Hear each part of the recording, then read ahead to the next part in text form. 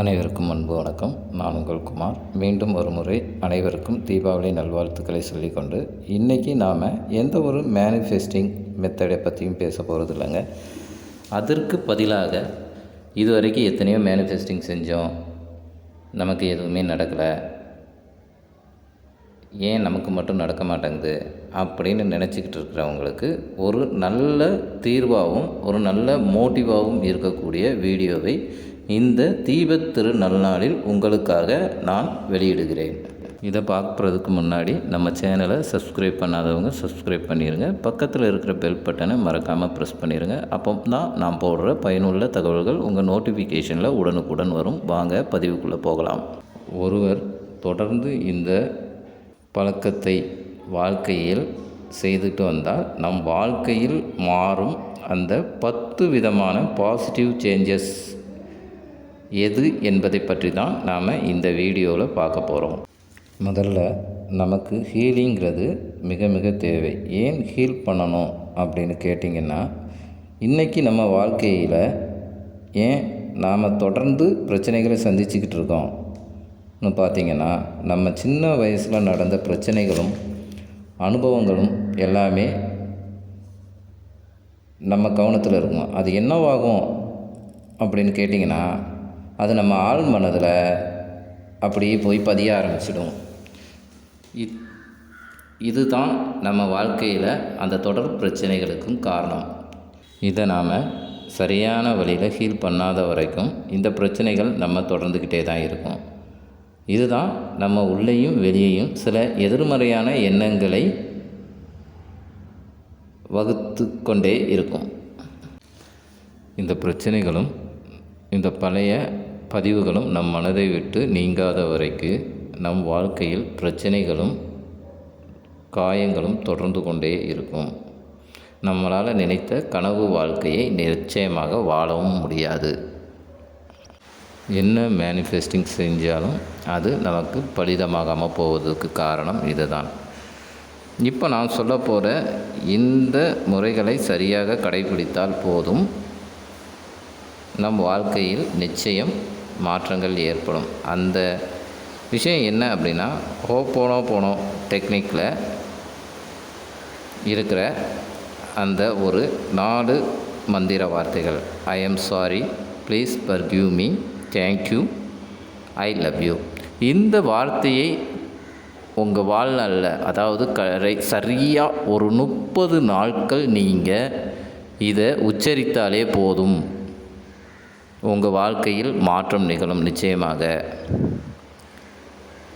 இதை உச்சரிப்பதனால நமக்குள் மாற்றம் ஏற்பட்டு நமக்கு கிடைக்கக்கூடிய அந்த 10 விதமான பாசிட்டிவ் சேஞ்சஸ் என்ன அப்படிங்கிறத இப்போ ஒன்றாக தெளிவாக பார்ப்போம். ஃபஸ்ட்டு ஸ்டெப் என்னன்னு பார்த்தீங்க அப்படின்னா, மன அமைதி. உங்களுக்குள்ளேயே நிகழும் மாற்றம், அதுதான் மன அமைதி. இந்த மந்திர வார்த்தையை தொடர்ந்து உச்சரிக்கும்போது நம்மளில் பலரும் இந்த விஷயத்தை நிறைய ட்ரிப்பு சொல்கிறாங்க. எனக்கு ஓவர் திங்கிங், கவலைகள் நிறைய இருந்தது, ஆனால் இப்போ அந்த ஓவர் திங்கிங் கவலைகள் எதுவுமே எனக்கு இல்லை, என்னால் ஒரு அமைதியான மனநிலையை உணர முடியுது அப்படின்னு சொல்கிறாங்க.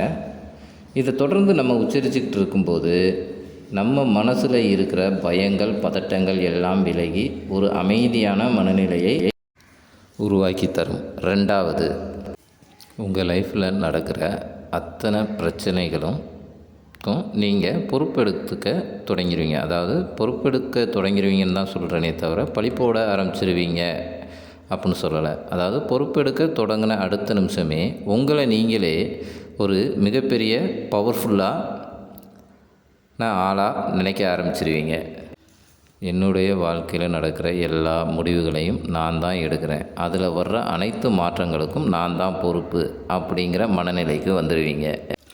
3வது, உங்கள் முன்னாடி இருக்கிற எவ்வளோ பெரிய சவாலாக இருந்தாலும் அதை ஏற்றுக்கொள்ளக்கூடிய ஸ்ட்ராங் மைண்ட் செட்டுக்கு வந்துடுவீங்க.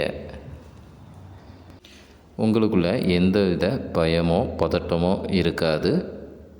எந்த பிரச்சனையாக இருந்தாலும் நம்மளால் ஃபேஸ் பண்ண முடியும் அப்படிங்கிற செல்ஃப் கான்ஃபிடென்ட், தன்னம்பிக்கை உங்களுக்குள்ளே வந்துடும். 4வது என்னன்னு பார்த்தீங்க அப்படின்னா, பழைய காயங்கள், பழைய பிரச்சனைகள் அனைத்தும் உங்கள் மனசிலிருந்து கொஞ்சம் கொஞ்சமாக மாற ஆரம்பிச்சிருக்கும்.